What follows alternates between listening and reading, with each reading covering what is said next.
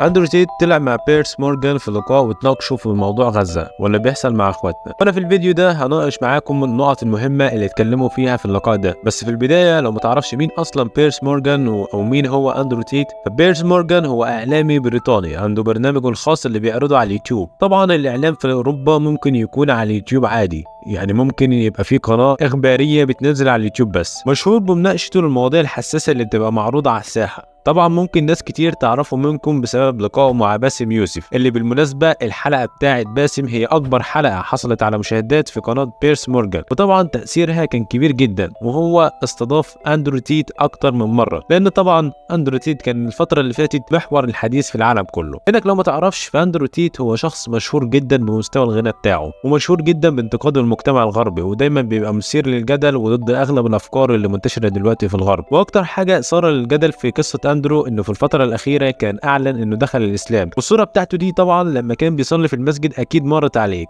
اتسجن اكتر من مره في بلده، وهو حاليا تحت الرقابه بسبب الماضي بتاعه. وعشان ما اطولش عليكم يلا نخش في الحوار اللي دار بينهم. بدايه الحوار كانت شديده شويه واندفاعيه، لان اول سؤال طرحه بيرس مورجان لاندرو هو سؤال عام جدا. قال له انت ايه وجهه نظرك في اللي بيحصل في الحرب اللي بتحصل في غزه؟ واعتقد انه دخل في الحوار على طول بالقوه دي بناء على ان كان في لقاءات كتيره حصلت بينهم. بس المفاجاه كانت في رد اندرو، لانه ببساطه ما لفش ولا دار زي ما في ناس كتير بتعمل. هو حرفيا قال اللي بيحصل ده عباره عن اباده جماعيه للشعب الفلسطيني، واعلن ان هو بيدعم الشعب الفلسطيني زي ما هتشوف كده. I want to turn to the war between Israel and Hamas in Gaza. What is your view of this war?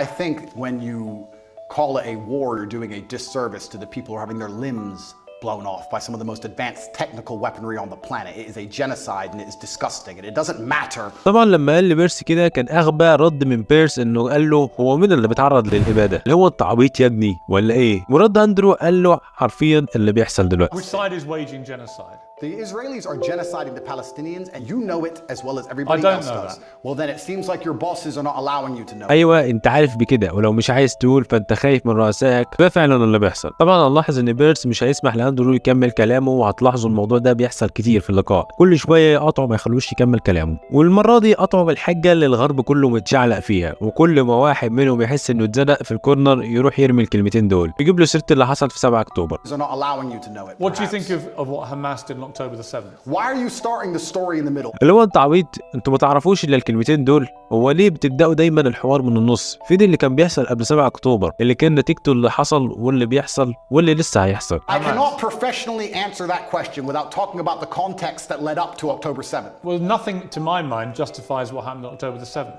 Nothing justifies what happened before October the 7th. انتقل لسؤال تاني وقال له انت هل بتعتبر حماس منظمة إرهابية؟ وبصراحة عجبني الرد بتاع اندرو، لانه حاول انه يجاوب بالطريقة الأصح، لانه هو في الأول وفي الآخر مش أفضل ولا أعلم واحد يتكلم في الموضوع ده. هات واحد عايش الحالة هناك واسأله السؤال ده. وكل مرة طبعا بيرس ما كانش بيسيب الفرصة لاندرو انه يكمل كلامه. In terms of what Hamas did on October the 7th, do you accept that was an act of terrorism? It's an interesting question because once It's not really. It is. It's a very straightforward because question. you're the person who would have called Nelson Mandela a terrorist while he was still in jail, and one person's terrorist is another person's freedom fighter. I wouldn't for have me to called him answer the question, yes, you would have. For me to answer the question, I have to be very professional, Pierce. For me to sit on the outside in Romania with no personal involvement in Israel-Palestine, it's easy for me to say yes, it was an act of terror. However, if I was in Gaza, if I was in an open-air prison, if my family had been annihilated by bombs from the sky, if everybody I knew had suffered the loss of a loved one, if I had no chance of any kind of freedom or democracy or standard of life, would I believe it was an act of terror, or would I believe it's an act of resistance against oppression? You have to be very careful how you answer these questions. So what do you think?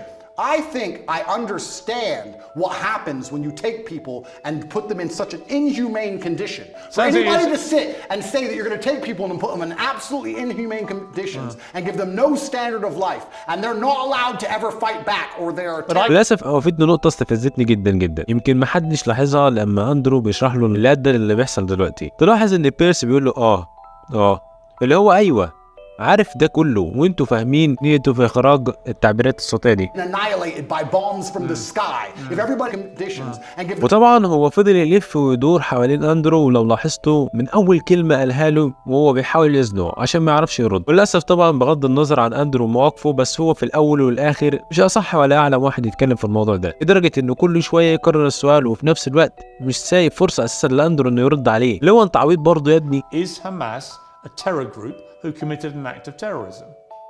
I think that when you lock people in an open air prison, you're going to have Okay, to you're not expect gonna a answer. retaliation. You're not No, gonna because answer. I have to.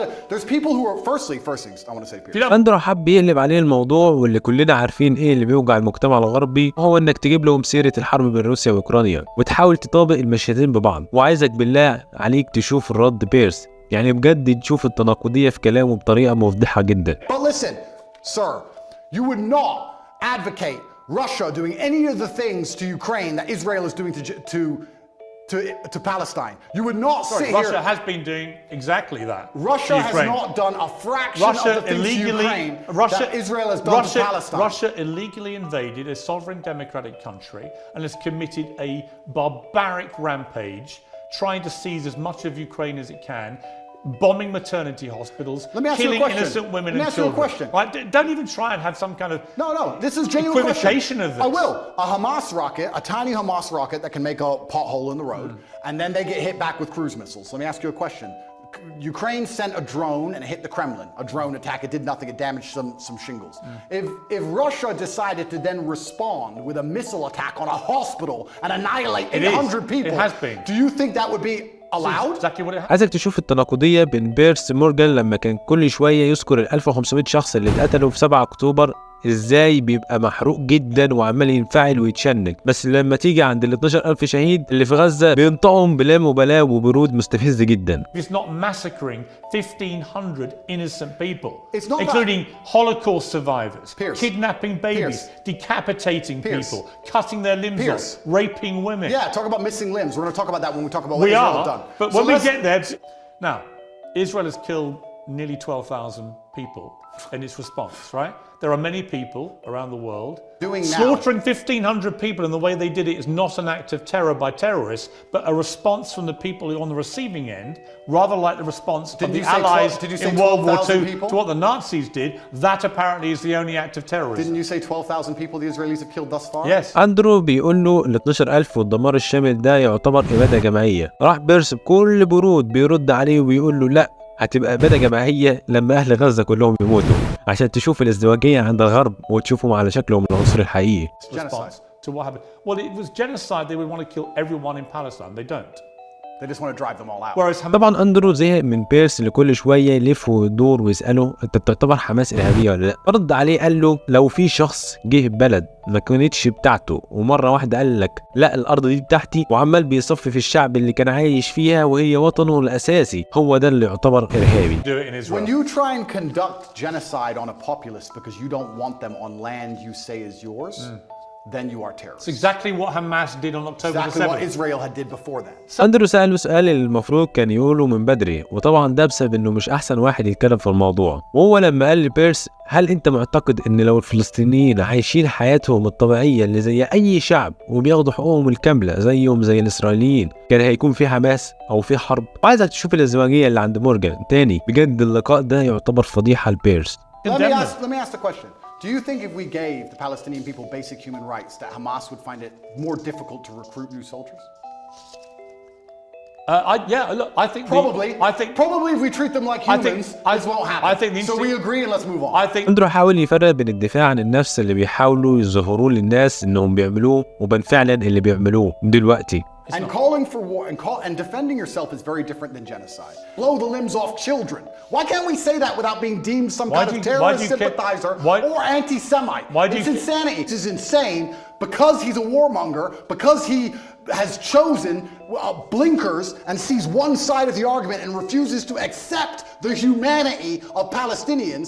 He says I'm a bad person for calling for peace. بيرس حب يقفل الحوار مع اندرو ونهى اللقاء انه سأل اندرو تيت هتعمل ايه لو كنت مكان اللي ما يتسموا حصل معاك نفس اللي حصل يوم 7 اكتوبر، وده كان رد اندرو. Security is usually effective. It's very interesting that it wasn't on. so. You would say they would do nothing other than tighten up security. I think if I was truthfully, I'll answer the question. If I was truthfully in charge of Israel, I would have found out how our border was penetrated.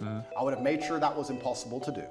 I would have had large conversations and discourse during that period, which would probably take weeks to ensure that my border was impenetrable because we were at no genuine threat of a repeat attack. And then I would make it clear that there will be some repercussion unless